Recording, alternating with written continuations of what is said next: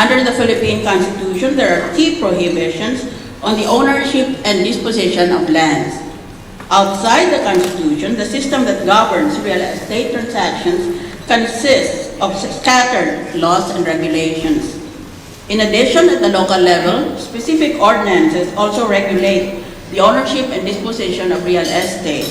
Hence, legal complexity arises from the absence of a unified system of laws and regulations, making real estate transactions difficult.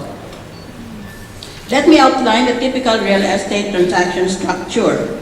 As brokers, you have to exhibit due diligence in dealing with the following. The registered owners, iba-ibang personalidad dyan. Kamukha ko, tawag ako ng tawag sa classified ads. Tapos, tawad naman ako ng tawad. Kaya hindi natutuloy. You also have to deal with liens and what lawyers call liens and encumbrances attached to real property. You have to deal with other legal requirements for transfer of land, documenting the transaction, and dealing with taxes and other expenses. As a lawyer, I can see that one of your onerous problems is the corruption affecting title registration in our country. To register any real estate transaction, the broker has to pay a bribe on pain of denial or delay in the issuance of title. Hence, I call on the Land Registration Authority to exercise stricter scrutiny over the provincial offices of the Registry of Deeds. I am motivated by the concern that those registers of deed can be bribed to issue fake certificates indicating title or ownership.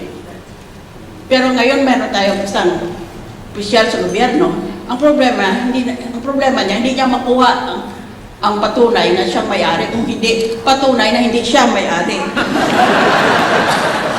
Mas mahirap yun.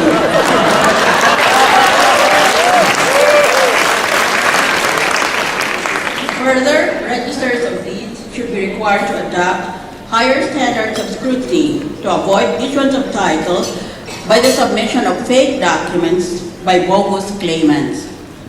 Today, real estate transactions are governed by RA number 9646, also known as the Real Estate Service Act or RESA Law of 2009. The Supreme Court only recently, upheld the constitutionality of the RESA law in the 2014 case of Reman Enterprises versus Professional Regulatory Board of Real Estate Service. The Supreme Court paid tribute to residential brokers by stating, quote, that real estate developers at present constitute a sector that hires or employs the largest number of brokers, salespersons, appraisers, and consultants due to the sheer number of products they advertise and sell nationwide. Korte Suprema yan ha, papuri niya sa real estate brokers. However, after the RESA Law of 2009, the need for amendments is growing acute. I humbly suggest that PAREB should draft a bill amending the RESA Law dealing with the following concerns. Bullet. The law provides for the creation of what it calls the Accredited and Integrated Professional Organization. I understand that it now exists as the Philippine Institute of Real Estate Service or PhilRes. Let me raise a warning point. The accreditation of PhilRes will expire in November this year, next month. One of the main problems that militate against the effectivity of PhilRes is the vagueness about who are its members. Under the RESA, the members include, quote, all real estate service associations, unquote. By contrast, under the implementing rules and regulations, the members are, quote, natural persons, unquote. The law should make a clear choice of who the members are.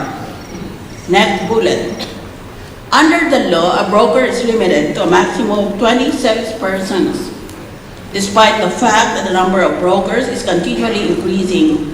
This indicates that there might be a need to raise the ceiling of 20 salespersons to perhaps 25 or 30 accredited salespersons. Bullet. Previously, the Department of Trade and Industry required an applicant for real estate salesperson to be only a high school graduate.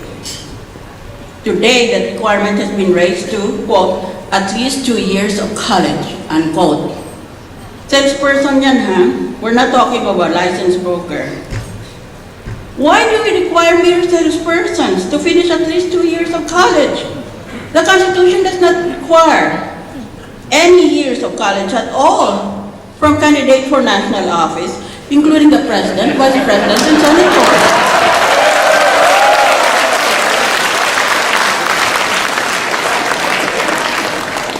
With the present K-12 program in education, high school education should suffice. Bullet. As a previous trial judge, I strongly advocate an amendment so that the RESA law and its penal provisions will impose not only the minimum but also the maximum penalty. That's a glaring deficiency in the law. It imposes only what is the minimum but not what is the maximum. Ay di pwede palang patayin silang lahat since there is no maximum.